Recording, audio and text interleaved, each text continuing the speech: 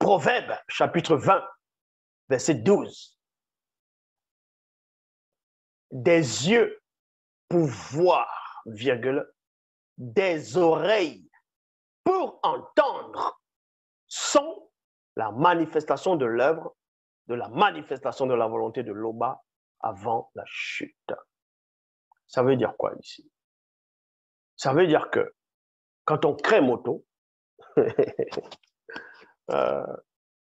quand on crée moto,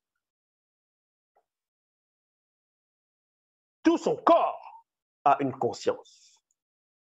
Mais il y a une conscience qu'on te donne qui doit dominer sur les autres consciences, selon le verbe, bien entendu.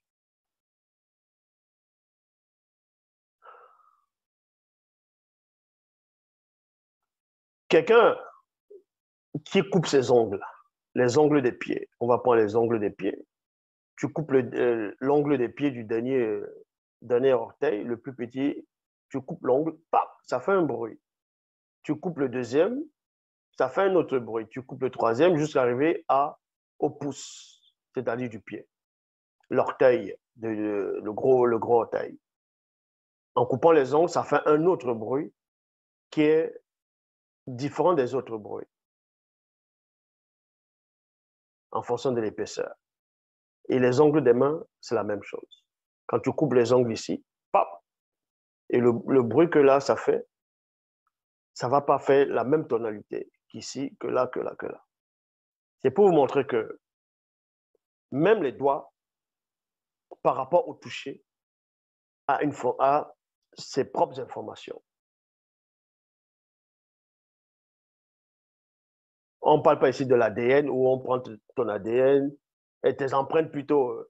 On prend tes empreintes, ce n'est pas de ça que je fais allusion. Voici Bibel, donc Kalatambale. Voici 5 doigts. Je prends le pouce, je touche là. Ça, je sens la sensation. L'index, je touche. Le majeur, l'annulaire et le auriculaire. J'ai tout touché, ça m'a donné l'information que j'ai touché. Mais sauf qu'en touchant,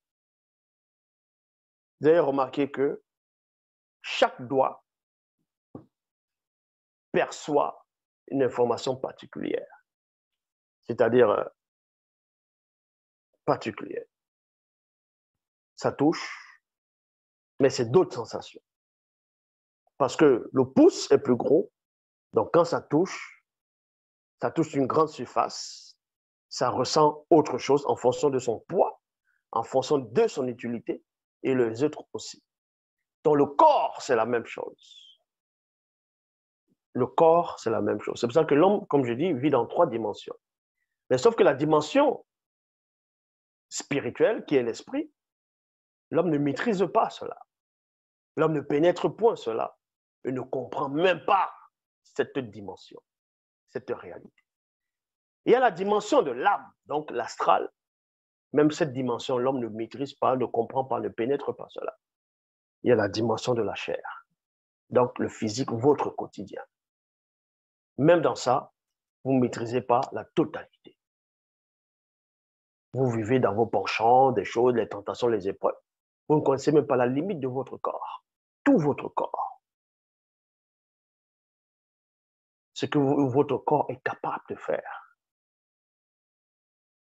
Vous limitez juste aux petites choses. Donc ici, pour ne pas subir les épreuves des circonstances, des démons de circonstances, ou même de la mauvaise nature, et les tentations succomber, il faut tout simplement être soumis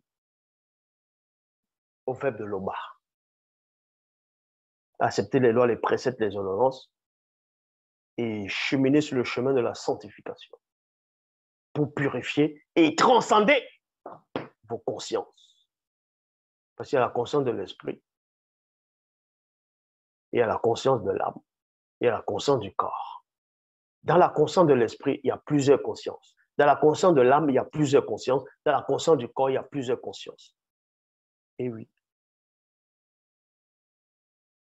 Dans la conscience de l'esprit,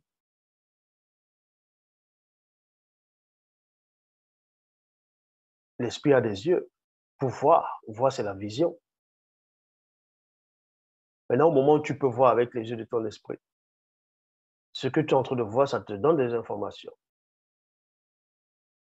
Et la main de ton esprit, le reste du corps de ton esprit, tu ne sais pas à quelle disposition tu te trouves. Bon, là, c'est une autre forme d'initiation. Donc, voilà à peu près épreuves et tentations. Les épreuves que vous subissez de fois, ça peut venir des membres de vos familles, ça peut venir de vos proches, des portes d'entrée, des portes que vous avez anciennement laissées ouvertes dans votre passé. Il y a des choses que vous avez pu commettre dans le passé. Vous n'avez pas réellement fermé cette porte. Et maintenant, c'est en train de vous suivre. Il y a des épreuves, les échecs, ainsi de suite. Vous dites, mais pourquoi alors que j'ai accepté, je fais plus ça?